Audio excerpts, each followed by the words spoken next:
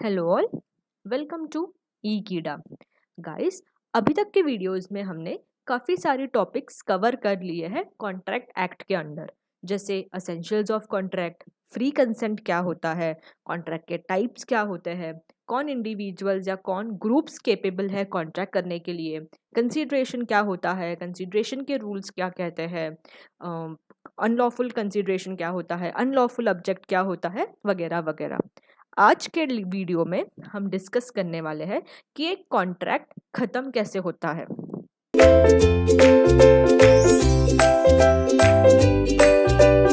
इसका ही मतलब है डिस्चार्ज ऑफ अ कॉन्ट्रैक्ट, कि हमारा जो एक कॉन्ट्रैक्ट है वो टर्मिनेट कैसे होता है। ठीक है, टर्मिनेट मतलब एकदम सिंपल वर्ड्स में कि हमारा कॉन्ट्रैक्ट खत्म कैसे होता है। सो गाइस, कॉन्ट्रैक्ट खत्म करने के 6 तरीके हैं।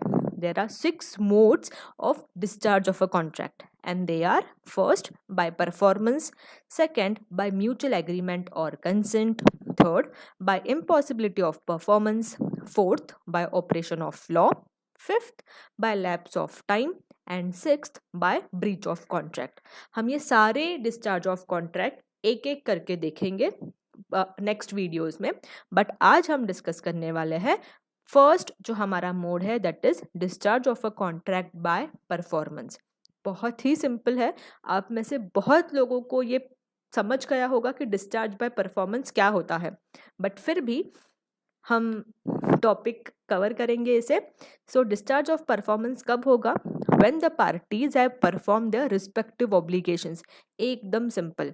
क्या कहता है ये कि जब दोनों पार्टीज या जितनी भी पार्टीज है हमारे कॉन्ट्रैक्ट में, उन्होंने अपने ऑब्लिगेशंस या तो उनकी ड्यूटीज परफॉर्म कर ली है, उसे हम कहेंगे डिस्चार्ज बाय परफॉर्मेंस। यही समझने के लिए हम अपना फेवरेट एग्जाम्पल देखते हैं। सो एक क्विक रिवीजन हो जाएगा कि हमारा एग्जाम्पल क्या कहता है कि यहाँ पे एक पार्टी है जेरी और दूसरी पार्टी है टॉम।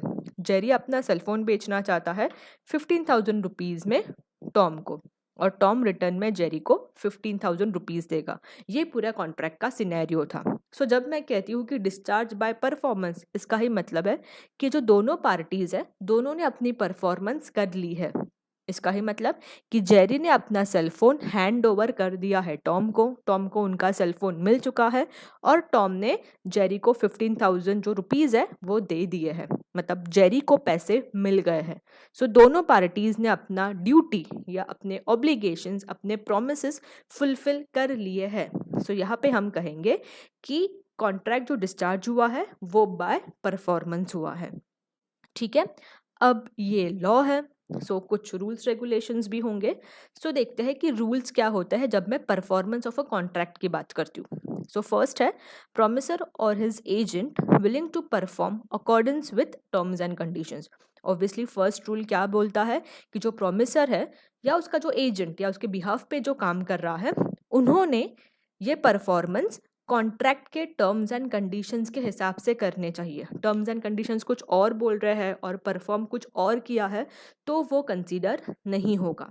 ठीक है, next, eight appropriate place and time. Obviously हमारे कॉन्ट्रैक्ट में जो प्लेस, जो टाइम स्पेसिफिक दिया है, वही प्लेस पे और वही टाइम पे ये कॉन्ट्रैक्ट पूरा होना चाहिए। Next, promisee have reasonable opportunity to ascertain the terms of the contract. Obviously जब प्रोमिसर ने ऑफर किया होगा प्रोमिसर को, तब प्रोमिसर के कट दिस ऑब्वियसली जब प्रोमिसर ने ऑफर किया होगा प्रोमिसी को, तब प्रोमिसी के पास एक रीजनेबल टाइम होनी चाहिए, एक रीजनेबल अपॉर्चुनिटी चाहिए, ताकि वो सारे टर्म्स एंड कंडीशंस को समझ सके कॉन्ट्रैक्ट के। उसके बाद ही उन्होंने वो एक्सेप्टेंस करना चाहिए, और उसके बाद ही उन्होंने उसके हिसाब से, वो टर्म्स एंड कंडीशंस के हिसाब से परफॉर्मेंस देनी चाहिए।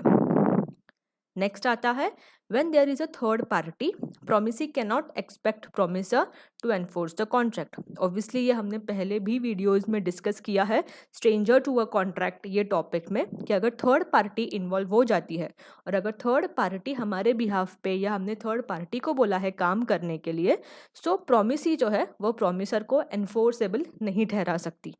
Next, when liabilities are joint and several, other surviving parties should perform the contract. Joint and several, ये हमने पार्टनरशिप एक्ट में भी पढ़ा है कि पार्टनर्स की जो लाइबिलिटी होती है वो जॉइंट एंड सेवरल होती है। जॉइंट एंड सेवरल मतलब क्या, यहाँ पे सपोज कि यहाँ पे 2 से ज़्यादा प्रोमिसर है, ठीक है, 2 से ज़्यादा, मैं प्रोमिसर्स की बात कर रही हूँ, 2 से ज़्यादा प्रोमिसर है, और अगर किसी एक की डेथ हो जाती है तो जो बाकी प्रोमिसर्स है उन्होंने वो कॉन्ट्रैक्ट जो है वो परफॉर्म करना है। Next cut this. Next reciprocal promises. अब रेसिप्रोकल प्रोमिसेस क्या होते हैं, यहाँ पे मैंने लिखा है नीड टू परफॉर्म समथिंग। जैसे एग्जाम्पल ले लो कि यही वाला एग्जाम्पल को हम कंटिन्यू करते हैं कि जब जेरी ने प्रॉमिस किया था सेलफोन देने का और 15,000 रुपीज़ में वो सेलफोन देने वाला था, तो उसने साथ में एक टर्म या एक कंडीशन रखी थी टॉम के सामने कि 15,000 का एटलीस्ट 50% या 20% या 10% आपको मुझे पहले एडवांस में देना है। अगर वो एडवांस आता है उसके बाद ही मैं आपको सेलफोन दे दूंगा। सो कुछ तो ऐसा है जो हमें फुलफिल करना है, नीड टू परफॉर्म समथिंग। सो अगर वैसा कुछ टर्म या वैसा कुछ कंडीशन हमारे कॉन्ट्रैक्ट में है तो हमें वो भी प्रोमिसेस फुलफिल करनी है, ठीक है। और last, the promisor is exempted if promisee does not accept the performance. Obviously अगर प्रोमिसी ने एक्सेप्ट किया ही नहीं तो प्रोमिसर भी एग्जेम्प्ट हो जाता है परफॉर्म करने से। सो गाइज, यही था हमारा आज का topic, discharge of a contract by performance.